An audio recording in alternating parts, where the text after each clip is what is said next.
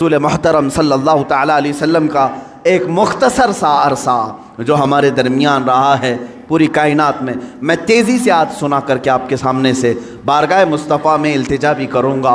वो मक्का मुकर्रमा की सरज़मीन 14 सदियाँ पहले, आज से 1400 से 42 चल रहा है, इसको और 53 मिला लें, इसके साथ और 53 मिला लें, यानी तकरीबन 1495 के साल के करीब हो गया। इससे पहले मेरे आका सल्लल्लाहु ताला अलैहि वसल्लम आज ही का दिन था जो फ़र्श गीती पर तशरीफ़ लाए। वह आमिना का दुर्रे यतीम, वह अब्दुल्लाह का नूरे नज़र, बारगाह मुस्तफ़ा सल्लल्लाहु ताला अलैहि वसल्लम में खिराज अक़ीदत के लिए मैं बात कर रहा हूँ। वो दुर्रे यतीम जब घर तशरीफ़ लाया तो ऐसा घर था कि बाप पहले से नहीं है, माँ अकेली हैं, मुआवज़ा देने की ताकत नहीं रखती। दाया के हाथ में दे दिया हलीमा सादिया को, ये कह कर के कि 2 साल दूध पिलाएगी, उजरत की तमन्ना मत रखना, मेरे घर में माल की बड़ी शिद्दत की कमी है। इस बच्चे का बाप नहीं, ये यतीम बच्चा है। हलीमा सादिया ले गई, लेकिन बरक़ात पे बरक़ात उन्होंने देखा है।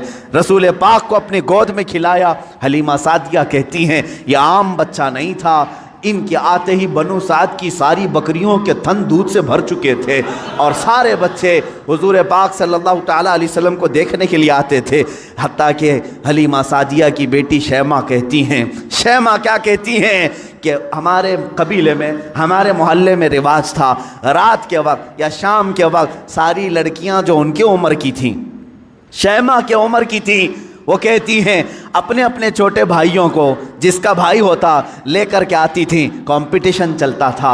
बहन अपने भाई को दिखा कर कहती किसका भाई ज़्यादा खूबसूरत है। हर खातून, हर बहन अपने छोटे भाई की गोद में लाकर उसके नाक नक्शे बयान करती, अरे मेरे भाई की तो पेशानी बड़ी चौड़ी है, ये खूबसूरती की अलामत है। कोई कहती मेरे भाई की तो आँखें बड़ी झील जैसी हैं और ये बड़ा खूबसूरत है। हर खातून, हर बहन गोद में लिए हुए बच्चे को अपने भाई पर फ़ख्र करती। और हज़रत शैमा कहती हैं जब इस मजमे में मैं मेरे भाई मोहम्मद को लेकर के आती, अल्लाह अल्लाह, वो कहती हैं सारी मेरी सहेलियां उठ खड़ी होती, कहती शैमा तेरे भाई के साथ हमारे भाइयों का मुकाबला नहीं, यह हमारा आपस का मुकाबला है, यह हमारा आपस का कंपटीशन है। तू कभी मोहम्मद को हमारे दरमियान ना ला, इसलिए कि इसके मुकाबिल में 14वीं का चांद भी शर्मा जाता है।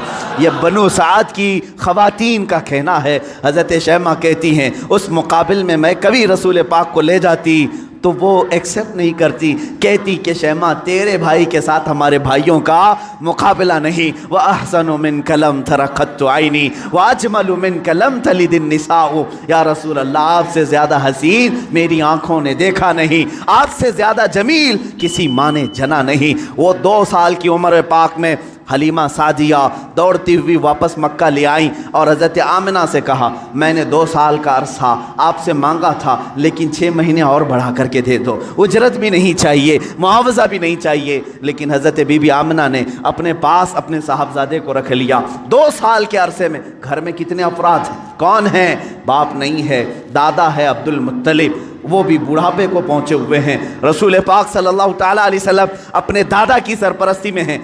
6 साल की उम्र में अपनी माँ के साथ ननिहाल का सफ़र किया, मदीना का सफ़र किया। उस वक्त जो यसरब था वो हुजूर का ननिहाल भी है, नानी का घर है। हज़रत आमना के साथ गए 6 साल की उम्र में। जब हज़रत अब्दुल्ला की एक कनीज़ उम्मे ऐमन साथ में है, कोई नहीं, 3 लोगों का ये काफ़िला पैदल मक्का से मदीना गया है। मदीना से वापसी हो रही है। मकाम अबवा में बीबी आमिना बीमार हुई। बीबी आमिना सलामुल्लाह अलैहा इतनी शिद्दत से बीमार हुई कि वह चल फिर नहीं सकती थी। उसी रास्ते में वो रह गई और उसके बाद अपने नूरे नज़र को करीब बुलाया और कहा ए मोहम्मद मेरी आखिरी सांसें हैं। 6 साल की उम्र पाक में रसूल पाक सल्लल्लाहु अलैहि वसल्लम ने अपनी माँ की आंखें बंद की और उनकी रूह कब्ज़े उनसरी से परवास की।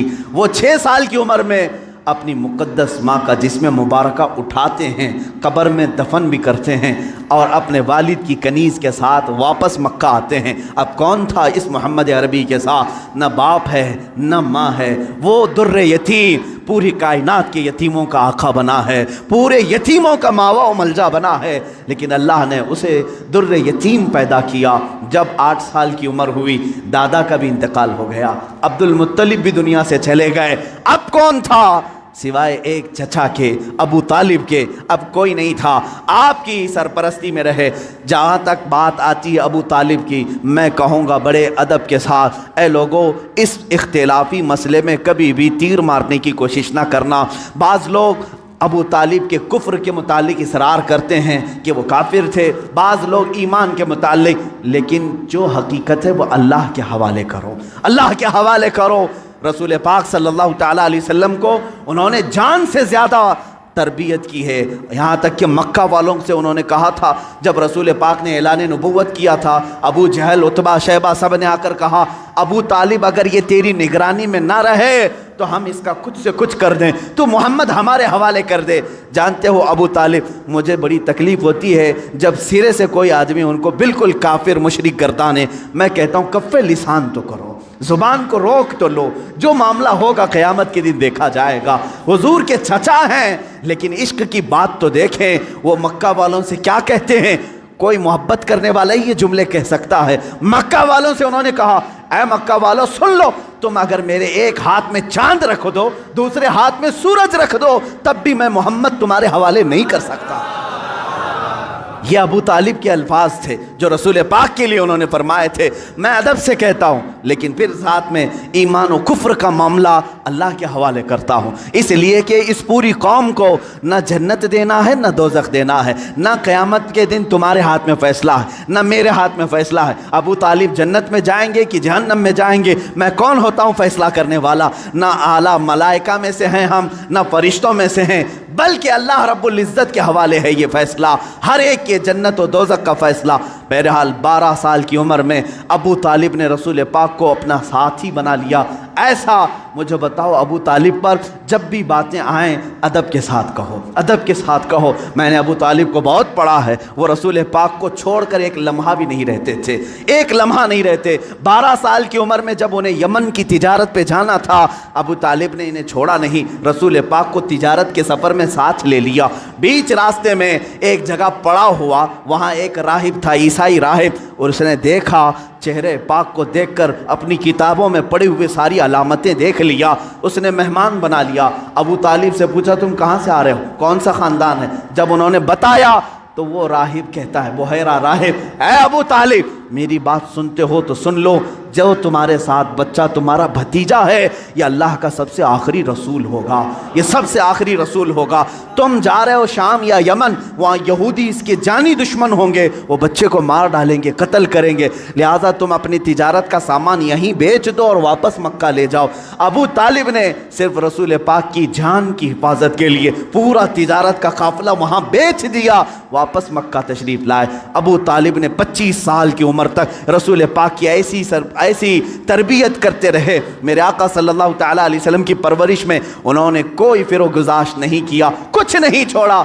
जब आपकी उम्र 25 साल की हुई, मेरे आका की शादी की उम्र है, ये शादी की उम्र है, रसूल पाक को सामने से पैगाम आया बीबी खदीजतुल कुबरा का, जो मक्का की ताहिरा थी। लोग कहते होंगे मालदार से शादी किया, बल्कि आपको ये मालूम नहीं, पूरे मक्का में हज़रत खदीजा का एक लक़ब मशहूर था, ताहिरा उनको कहा जाता था। हुजूर के पास जब उनका पैगाम निकाह आया, आपने एक्सेप्ट किया। आप सोचें, 25 साल की उम्र में 40 साल की खातून से निकाह करने वाला सिर्फ औरतों का दिलदादा नहीं हो सकता, वो भी बेवा औरत, 2 शोहर उनके हो चुके थे, इससे पहले इंतकाल कर चुके थे। तीसरे शोहर मेरे आका हैं, रसूल पाक सल्लल्लाहु तआला अलैहि वसल्लम की शादी हो रही है। शादी का जो खुतबा निकाह है कोई और नहीं, अबू तालिब ही पढ़ रहे हैं। अबू तालिब ने खुतबा पढ़ा, खुतबे के अल्फाज भी देखें, कहीं एक शिरक नहीं, कहीं एक कुफ्र नहीं, बल्कि अल्लाह की हम्द व सना है, रब्बे ज़ुल जलाल की तारीफ़ व तौसीफ़ है। उसके बाद रसूल पाक की तारीफ़ भी उस खुतबे में मौजूद है, वो खुतबा आज भी मौजूद है, किताबों में लिखा हुआ है। अबू तालिब ने जो रसूल पाक के निकाह में खुतबा पढ़ा था, कोई और नहीं पढ़ा, चचा ने खुतबा पढ़ा, और उसके बाद मोहम्मद सल्लल्लाहु तआला अलैहि वसल्लम की का नाम लेते हुए फिर सारे मजमे में कहा, ये मेरा अजीज़ जान भतीजा मोहम्मद है, इससे ज़्यादा शरीफ पूरे मक्का में तुम ला नहीं सकोगे, इससे ज़्यादा हसीन तुम पूरे अरब में ला नहीं सकोगे। उसके बाद कहा, मोहम्मद का जो महर तय पाता है वो अबू तालिब के माल से जाएगा। खदीजतुल कुबरा को जो महर दिया गया रसूल पाक का, वो भी अबू तालिब के माल से दिया गया है, रसूल पाक के उस चचा के माल से। अब ये ज़िंदगी पाक अज़दवाजी ज़िंदगी है। मेरे आका सैयदा खदीजा के साथ 25 साल गुजारते हैं। 50 साल की उम्र मुबारका जब मेरे आका की हुई, यानी 40 साल की उम्र पाक जब थी, तब अल्लाह ताला ने आपको हुक्म दिया, ए रसूल आप ऐलान कर दें मैं अल्लाह का आखिरी रसूल हूँ, बुतों की इबादत छोड़ दो, एक खुदा की इबादत की तरफ आओ। ये हुजूर की 40 साल ज़िंदगी में जो इनकलाब आया, अब मक्का वालों की यहाँ से सितम ज़रीफ़ियाँ शुरू हुई। मेरे आका ने सबको जमा किया मक्का के एक सरजमीन पर, मैदान में, पूछा मेरे बारे में तुम्हारा क्या ख्याल। सबों ने कहा तुम आज तक कभी झूठ नहीं बोले और कभी किसी की अमानत में खयानत नहीं की। हुजूर ने फरमाया, ए मक्का वालों, अगर मैं ये कह दूं इन पहाड़ों के पीछे एक फ़ौज छुपी है जो तुम पर हमला करना चाहती है, क्या मेरी इस बात पर यकीन करोगे? सारे मक्का वालों ने एक ज़ुबान होकर कहा, आज तक कभी आपने झूठ कहा नहीं, अगर आप कहते हैं कि फ़ौज है हम उसको भी मानेंगे, हम उसको भी यकीन के साथ तस्लीम करेंगे। हुजूर ने फरमाया, जब मेरी बातों पर इतना तुम्हें यकीन है तो सुनो, मैं तुम्हें कहता हूँ अल्लाह एक है, खुदा एक है, माबूद एक है, मसजूद एक है, हर एक के सामने सर झुकाना ये तुम्हें ज़ेब नहीं देता, और मैं मोहम्मद अल्लाह का आखिरी रसूल हूँ, उसकी तरफ से अखलाकी तालीमात ले आया हूँ, तुम्हारी रूहों का बदलने आया हूँ। जब मेरे आका ने फरमाया, सारे मक्का वाले नाराज़ हुए, सिवाय हज़रत अली करमल्लाहु वजहुल करीम के कोई उस मैदान में ईमान लाने वाला नहीं था। हुज़ूर पाक सल्लल्लाहु अलैहि वसल्लम की दावत की इब्तिदा सिर्फ 2 लोगों से शुरू हुई, एक हज़रत अली से, दूसरे हज़रत खदीजा से। कभी नाउमीद मत हो, अपनी दावत असर कितना रखती है ये अल्लाह के ऊपर छोड़ो, बोलना सीखो, आज नहीं से आज ना सही कल मौला ताला तुम्हारी इस दी हुई दावत को पाए तकमील तक ज़रूर पहुँचाएगा। 2 लोगों से दावत शुरू हुई, एक अली से, एक खदीजा से, लेकिन वो दावत आज कहाँ को पहुँची है? आज तकरीबन पूरी दुनिया में 2.25 अरब लोग, 180 करोड़ की तादाद में मुसलमान जी रहे हैं। वो 2 लोगों से शुरू होने वाली दावत 200 करोड़ को पहुंच चुकी है, लेकिन ऐसा सैले रवां है कि थमने का नाम नहीं लेता। वो दावत रसूलुल्लाह की जो मक्का की उन चोटियों से निकली थी, फारान के उन पहाड़ियों से निकली थी, आज तक जिंदा है और सुबह क़यामत तक ये दावत जिंदा ही रहेगी। आज मैं आपको बताऊं मुख्तसर सी बात, ये जो आज फ्रांस, अमेरिका, यूरोप जो इनके अंदर जो खलबली है, बेचैनी है और वक्तन फ़वक्तन ये गुस्ताखी करना, इस्लाम के ख़िलाफ़, मुसलमानों के ख़िलाफ़, आतंकवाद से जोड़ना, टेररिज्म से जोड़ना, क्यों हो रहा है ये सब? जानते हैं आप, एक पेट का दर्द है। किस बात का? किस बात का? ये मैं नहीं कहता, अमेरिका का प्रेसिडेंट जो एक्स प्रेसिडेंट है इससे कबल का, उसने खुद ये स्टेटमेंट दिया है कि आज पूरे वर्ल्ड में सबसे ज़्यादा फास्ट ग्रोविंग वाला कोई रिलीजन है तो वो इस्लाम है। ये मैं नहीं कह रहा, अमेरिका का प्रेसिडेंट कह रहा है सबसे ज़्यादा तेज़ी से अगर कोई दीन दुनिया में फैल रहा है तो इस्लाम है। यूरोप के मुतालिक तो तादाद आंकड़े भी मिलते हैं, पर डे वहाँ 400 लोग इस्लाम में आ रहे हैं। ये हालत देख करके वो घबराए हुए, इसलिए कि डेली के 400 के हिसाब से जब वो गिनती बनाते हैं हमारी है कितनी पॉपुलेशन, अगर ये सिलसिला इसी तरह रहा, एक वक्त आएगा कि हम माइनॉरिटी हो जाएंगे, ये मेजॉरिटी में आएंगे, हम तो गुलाम होंगे, तख्त इनके पास आ जाएगा। ये जो सबसे तेज़ी से इस्लाम के फैलना यूरोप में, अमेरिका में और दूसरे इलाकों में, खुद फ्रांस की हुकूमत ये अच्छी तरह से जानती है उनके यहाँ मुसलमानों की तादाद चंद सालों पहले क्या थी और आज क्या है। चंद सालों, 20 यानी 10 साल या 20 साल की आप वहाँ के रिकॉर्ड्स निकाल करके देखो, आज 60 लाख मुसलमान हैं। उन्हें मालूम है अब मेयर भी ये बनेंगे, वहाँ की पार्लियामेंट की सीट पर भी ये खड़े हो रहे हैं। यही हाल यूके में है, यही हाल अमेरिका में। ये जो खौफ है सिर्फ और सिर्फ यही खौफ इन्हें सता रहा। और एक बात मैं बता दूँ, पूरी दुनिया के जितने भी मज़हब हैं, पूरी दुनिया के जितने रिलीजियंस, इनमें सबसे ज़्यादा अपने मज़हब पर अगर कोई प्रैक्टिस करता है सिर्फ मुसलमान है, सबसे ज़्यादा। अगरचे आप हमारे जमात में बेनमाजी ज़्यादा है, लेकिन उसके बावजूद मेरा चैलेंज, मेरा दावा है, यहूदी हों, ईसाई हों या बुद्ध हों हिंदू हों, इनके यहाँ इनके रिलीजियन की प्रैक्टिस का मतलब जैसे हमारी नमाज, हमारे रोज़े, हमारी ज़कात, हमारा हज, ये प्रैक्टिस है, इस्लाम की एक्टिविटीज़ है। उनके मज़ाहिब में जो प्रैक्टिस हैं उनकी, उनमें बहुत कम है अमल करने वाले। आज यूरोप में एथिज़म बहुत फैल चुका है। एथिज़म क्या है? कोई खुदा नहीं, कोई माबूद नहीं, कोई अल्लाह नहीं, माअज़ल्लाह रब्बिल, ये कसरत से वहाँ फैला है। और कौन एथिस्ट बन रहा है? ईसाई एथिस्ट बन रहा है, ज्यूज़ एथिस्ट बन रहा है। जो पहले किसी और रिलीजन में थे वो एथिस्ट बन रहे हैं, यानी कोई खुदा नहीं, हम खुदा को मानते ही नहीं। आज बहुत ज़्यादा वो लोग भी फैल रहे हैं। दो खतरे हैं। और मुसलमान कितने एथिस्ट बन रहे हैं, तो कह रहे आटे में नमक के बराबर भी नहीं। 100 में 2 लोग भी एथिस्ट नहीं बन रहे मुसलमान, इसलिए कि ये अपने रिलीजन पर, अपने मजहब पर सबसे ज़्यादा प्रैक्टिस करते हैं। दूसरों के यहाँ हफ्ते में 1 बार इबादत है, लेकिन मुसलमान के यहाँ दिन में 5 मरतबा है। ये अजान सुनता ही रहता है, सजदे करता ही रहता है। इस्लाम ने एक दिन भी इसे छुट्टी नहीं दी। हमारे हफ्तों में कोई संडे नहीं आता नमाज का, कोई ऐसी चीज़, हत्ता के बीमार के लिए भी छुट्टी नहीं दी।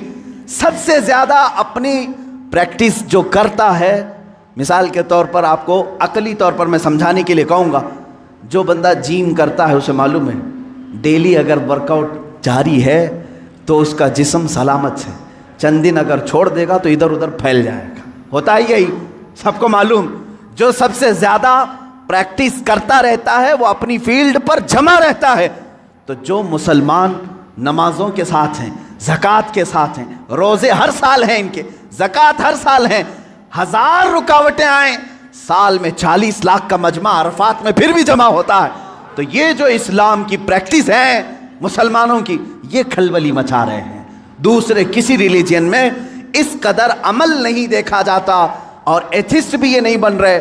उनके जो है वो छोड़ के जा रहे हैं, या तो इस्लाम में जा रहे हैं, एथिस्ट हो रहे हैं। अनकरीब उन्हें ये ख़तरा महसूस होने लगा कि इसी तरह ये छोड़ दिया जाए तो ये जो आज तालाब की शक्ल में यूरोप में है, कुएं की शक्ल में फ्रांस में है, कल ये समंदर की शक्ल बन जाएगा और फिर सबको बहा ले जाएगा। इसलिए चाहते हैं कभी इनके नबी के कार्टून बनाओ, कभी कुरान पर हमला करो, कभी इस्लाम पर, और लोगों को दहशतगर्द बना करके इनके खिलाफ गम और गुस्सा आम लोगों में डालो। लेकिन हो नहीं रहा है, ऐसे हो नहीं रहा है।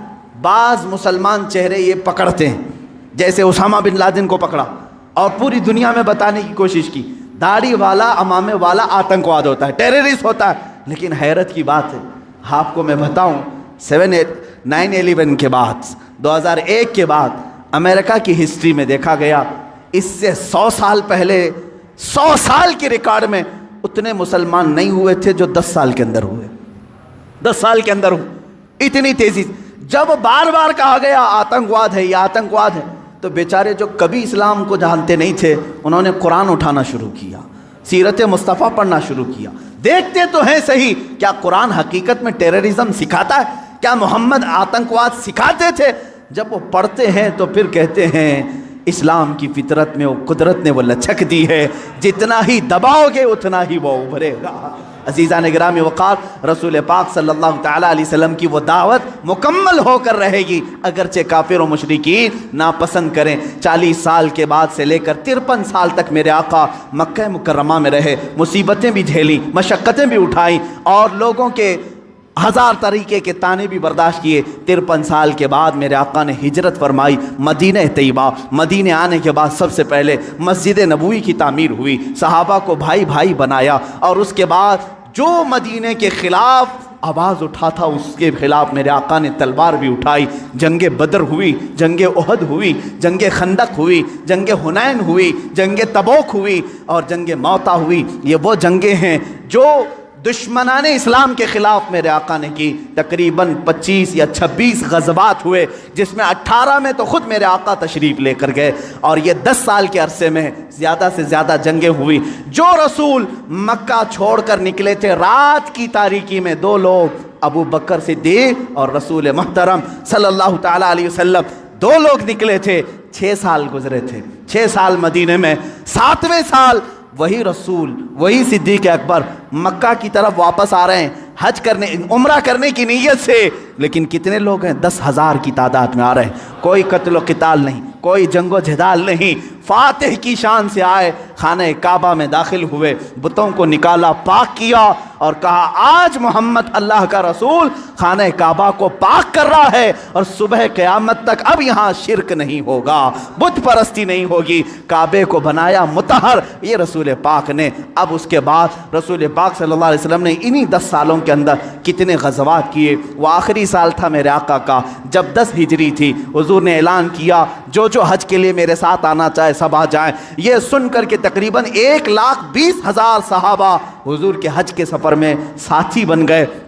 मेरे आका तशरीफ़ लाए मक्का मुकर्रमा। यह हुजूर का आखिरी हज था जिसमें खुतबतुल विदा हुजूर सल्लल्लाहु ताला अलैहि वसल्लम ने हज्जतुल विदा का खुतबा दिया, आखिरी खुतबा दिया। वो आखिरी खुतबा पूरे दुनिया वालों के लिए दस्तूर है, एक लॉ है, एक ऐसे कवानीन से जमा किया है। उसी में हुजूर ने औरतों के हुकूक बयान किए, बच्चों के, बूढ़ों के, मजदूरों के, गरीबों के, पड़ोसियों के, हर एक के हुकूक उस एक खुतबे में मेरे आका ने बयान किया। हराम माल से बचने की तलकीन की, सूद से बचने की तलकीन की और फिर घमंड तकब्बुर करने से बचाया। हुजूर ने फरमाया तुम सब आदम की औलाद हो, एक दूसरे पर फ़ख्र ना करो, काला गोरे पर, गोरा काले पर, अमीर गरीब पर, गरीब अमीर पर, बल्कि मेरे आका ने फरमाया तकवा जिसके पास है वो अल्लाह के नज़दीक मोहतरम है। यह आखिरी खुतबा हुआ। उसी खुतबे के बाद मेरे आका ने अपने सहाबा से कहा अल्लाह ने अपने बंदे को इख्तियार दिया है कि दुनिया चाहे तो दुनिया ले लो या अपने रब के पास जो चाहे वो ले लो। उस बंदे ने अल्लाह के पास रहने को कबूल कर लिया है। ये बातें थी जो इशारा दिया मेरे आका ने कि अब रसूल पाक ज़्यादा दिन तक उनके साथ ना रहेंगे। मुहर्रम का महीना था जब मेरे आका पलटे मदीना तैयबा। बीमारी ने जकड़ लिया, सफ़र का महीना पूरे अलालत में गुजरा। इस तरह की अलालत थी, इस तरह का बुखार था कि हुजूर पाक सल्लल्लाहु ताला अलैहि वसल्लम को बाज़ औक़ात सहाबा दोनों कंधे पकड़ करके मस्जिद में लाते थे। हुजूर पाक सल्लल्लाहु ताला अलैहि वसल्लम के पैर भी ज़मीन पर नहीं टिकते थे। इस हालत में हुजूर मुसल्ले पर आए और अपने सहाबा को देखकर मुस्कुराते भी रहे, नमाजें भी पढ़ाते रहे। फिर यही रबीउल अव्वल शरीफ का महीना आया। ये 11वीं हिजरी थी जब 12 रबीउल अव्वल थी। बाज़ रिवायात में 13 रबीउल अव्वल है, यानी कल आने वाला जो दिन है। अल्लाह के हबीब सल्लल्लाहु ताला अलैहि वसल्लम ने सबको जो वसीयतें करनी थी वो वसीयतें फरमाई। माँ आयशा सिद्दीक़ा के हुजरे में आराम करते रहे। अल्लाह के नबी सल्लल्लाहु ताला अलैहि वसल्लम को बुखार शिद्दत का था, बार बार मिसवाक तलब करते थे या पानी के छींटे चेहरे पर मारते थे और फिर कहते थे ये सकरात, ये नज़ा का वक्त कितना शदीद होता है, कितना शदीद होता है। माँ आयशा कहती हैं अचानक मैंने देखा दरवाज़े पर किसी की दस्तक हो रही है। मैंने कहा अल्लाह के रसूल आराम कर रहे हैं। हुजूर ने फरमाया आयशा वो कोई और नहीं मलकुल मौत इज़राइल है, वो किसी के आने के लिए इजाज़त नहीं मांगता। आज मुझसे इजाज़त ले रहा है, इसके बाद फिर किसी से नहीं लेगा। मलकुल मौत हुजरे पाक में दाखिल हुए। हुजूर पाक सल्लल्लाहु ताला अलैहि वसल्लम माँ आयशा सिद्दीक़ा के जानू पर सर रख कर आराम कर रहे हैं। मलकुल मौत ने इजाज़त तलब की, आका हुक्म हो तो आपकी रूह पाक को मैं निकालूं, अल्लाह के हुजूर ले जाऊं, आपके रब आला के जिलों में ले जाऊं। रसूल पाक सल्लल्लाहु अलैहि वसल्लम ने उससे पहले जानते हो क्या पूछा था? मेरा दिल दर्द करता है। मलकुल मौत से सिर्फ इतना पूछा, ये वो वक्त होता है नज़ा का वक्त जिस वक्त बाप अपने बेटे को भूल जाता है, भाई बहनों को भूल जाता है, बल्कि अक्सर तो लोगों को अपना नाम तक याद नहीं होता। सकरात के वक्त जाओ लोगों के बिस्तरों के पास, हम कलमा पढ़ाते रहते हैं, कलमा आता नहीं, लोग बोल नहीं पाते। ये वो हालत होती है नज़ा की। लेकिन उस वक्त मेरे आका सल्लल्लाहु अलैहि वसल्लम मलकुल मौत से यूं कहते हैं, ऐ इज़राइल ये जो नज़ा का दर्द है, क्या ये दर्द मेरी उम्मत को भी दिया जाएगा? क्या ये सकरात का दर्द मेरी उम्मत को भी दिया जाएगा? मलकुल मौत ने कहा मौत से पहले हर एक को सकरात से गुजारा जाएगा। मेरे आका रो पड़े, वाह उम्मती ही, वाह उम्मती, है अल्लाह मेरी उम्मत, है अल्लाह मेरी उम्मत, क्या वो नज़ा और सकरात को बर्दाश्त कर पाएगी?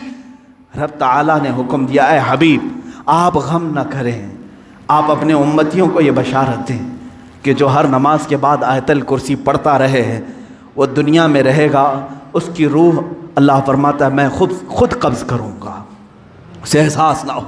रसूल पाक सल्लल्लाहु ताला अलैहि वसल्लम हज़रत आयशा से बात कर ही रहे थे, आखिरी जुमले मेरे आका के, अस्सलात अस्सलात, नमाज नमाज, और तुम्हारे हाथों के नीचे जो मजदूर हैं उनका ख्याल करो। इतना कहा और हुजूर पाक ने हमेशा के लिए अपनी आंखें बंद कर ली। मेरे आका के लम्हाए मुबारक बंद हो चुके थे। हज़रत आयशा कहती हैं मैं बात करती रही, मैं बात करती रही, मैं ये सोच रही थी कि हुजूर अब बोलेंगे, तब बोलेंगे। काफ़ी इंतज़ार के बाद भी हुजूर बोल नहीं रहे थे। अब वो कभी नहीं बोलने वाले थे ज़ाहिरी अल्फाज। अचानक अबू बकर सिद्दीक हुजरे में आए। हज़रत आयशा बातें कर रही थी। हज़रत अबू बकर सिद्दीक ने देखा, पेशानी मुबारका को बोसा दिया और इन्ना लिल्लाहि व इन्ना इलैहि राजिऊन पढ़ा। हज़रत आयशा ने पूछा क्या हुआ बजा? कहा बेटी तुझे मालूम नहीं, तुम्हारे सरताज, तुम्हारे रफ़ीक़ हयात, हम सब के आका व मौला अपने रब्बे आला के हुजूर जा चुके। हज़रत आयशा कहती हैं पहली मर्तबा मैंने किसी को अपने सामने रूह कब्ज़ होते देखा। मैं तो ये महसूस कर रही थी कि हुजूर बुखार की वजह से चुप हैं, फिर बोलेंगे। सैयदा कायनात फ़ातिमतुज़ ज़हरा सलामुल्लाह अलैहा आई। वो ख़ानदान में तन्हा बाकी थी। हुजूर की सारी औलाद उनके सामने फौत हो चुकी थी। हज़रत फ़ातिमा अकेली रह गई थी। हज़रत फ़ातिमा ने हुजूर पाक के जिस्म नाज को देखा तो कहा ए बारे इलाहा, ज़िंदगी में आज से पहले या आज के बाद इससे ज़्यादा कठिन दिन मुझ पर कभी नहीं आया। फ़ातिमा पर इससे ज़्यादा बोझल दिन कभी नहीं आया। जब फ़ातिमा ने अपने अजीज़ जान बाप को अपने सामने मौत की आगोश में देख रही है। रसूल पाक सल्लल्लाहु ताला अलैहि वसल्लम के सहाबा ने मेरे आका सल्लल्लाहु ताला अलैहि वसल्लम की एक बाद दीगर ज़ियारत की। सहाबा की क्या कैफियत रही। 14 सदियों के बाद आज हम रोते हैं मेरे आका की वफ़ात को सुनकर। वो आफ्ताब आलम हमारे दरमियान से रूपोश हुआ, वो महताब रिसालत गुरूब अगरचे हुआ, लेकिन आज भी जब वाक़यात सुनते हैं तो रोते हैं। सहाबा की क्या कैफियत रही हुई, यही कैफियत थी। हज़रत उस्मान तो किसी से बात करना ही छोड़ चुके थे। उन्हें कोई उठाता तो उठते नहीं, बिठाता तो बैठते नहीं।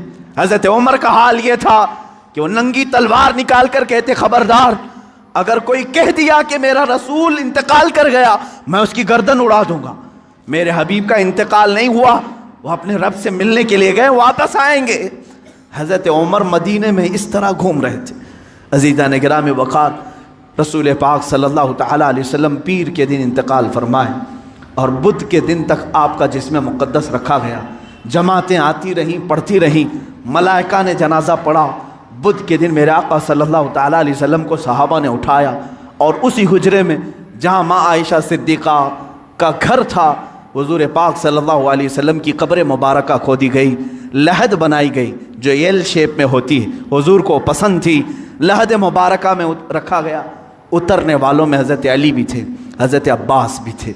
फरमाते हैं जब कब्र मुबारक में आखिरी मर्तबा रखा गया, सहाबा का मजमा था, भीड़ थी, एक आखिरी नज़र उस आफ्ताब रिसालत पर डाल लें। लेकिन अचानक लोगों ने देखा कब्र की तख्तियाँ बंद करने से पहले रसूल पाक के होंठ हिल रहे थे।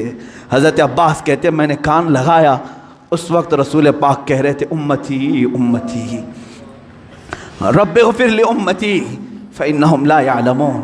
ऐ मौला मेरी उम्मत को माफ़ कर दे, वो मुझे नहीं पहचानती। ऐ अल्लाह मेरी उम्मत को माफ़ कर दे, वो मुझे नहीं पहचानती। या आखिरी जुमले कब्र अनवर में रखने के बाद रसूल पाक के, ऐ उम्मतियों, क्या हमने रसूल पाक का हक़ अदा किया है? क्या हमने उनको साल में एक मरतबा याद करके ये सोचा कि उनको के रात के खड़ी हुई इबादतों का हमने सिला दे दिया? कभी नहीं हो सकेगा, कभी नहीं हो सकेगा। कब्र मुबारका बंद कर दी गई, हमेशा के लिए बंद हो गई, लेकिन लहद का वो टुकड़ा अर्श आज़म से भी अफजल बना। नफस गुम करदा मी आयत जुनेदो बायसीदी जा। वो कब्र अथर आज भी हम मुसलमानों के रूह की ठंडक है। वो हरा गुंबद जो रसूल पाक के मस्कन के ऊपर अपनी जगमगाहट बिखेर रहा है, वो करोड़ों आशिकों की आंखों का तारा बना हुआ है, हमारे दिल का सुकून है। ऐ मेरे अजीज़ों, आज हम जिएंगे तो इसी उम्मीद के साथ, इसी आस के साथ। मेरे आका ने आखिरी वक्त ये भी फरमाया था, जो जिससे मोहब्बत करेगा दुनिया में, क़यामत के दिन उसी के साथ उठाया जाएगा। अगर तुम आज अपने नबी पर जान और माल, अपने माँ बाप फिदा करने की बात करते हो, खौफ न करो, कल हम उठाए जाएंगे तो हमारे आका के साथ उठाए जाएंगे। हमारे रसूल के साथ उठाए जाएंगे। लेकिन जो लोग मगरिब के दिलदादा हैं और दूसरों की कैरेक्टर को अपना करके अपने आप को तबाह बर्बाद किए हैं, उनको मुबारक हो, वो उन्हीं लोगों के साथ उठाए जाएंगे जो फिरौन, हामान, शद्दाद, कारून, अबू जहल, अबू लहब, इन गुस्ताखों के साथ उठाए जाएंगे। अल्लाह रब्बुल इज़्ज़त मेरे रसूल की ज़िंदगी पाक को जब तक रखा 63 साल, वो रहमत थे, और आपकी वफ़ात भी उम्मत के लिए रहमत ही है, रहमत ही है। और अल्लाह ताला उनकी बरकत से उम्मत को अजाब देने से महफूज रखा है। मेरे अजीज़ों में पैदाइश से लेकर मेरे आका की वफ़ात तक की बातें सिर्फ मुख्तसर से एक वक्त में घेरा, लेकिन हुजूर पाक की हकीकत तो ये है, ला युमकिनु सनाउ कमा काना हक़्क़ुहु, बादस खुदा बुजुर्ग तू ही किस्सा मुख्तसर, आपकी सना तो मुमकिन ही नहीं है या रसूल अल्लाह।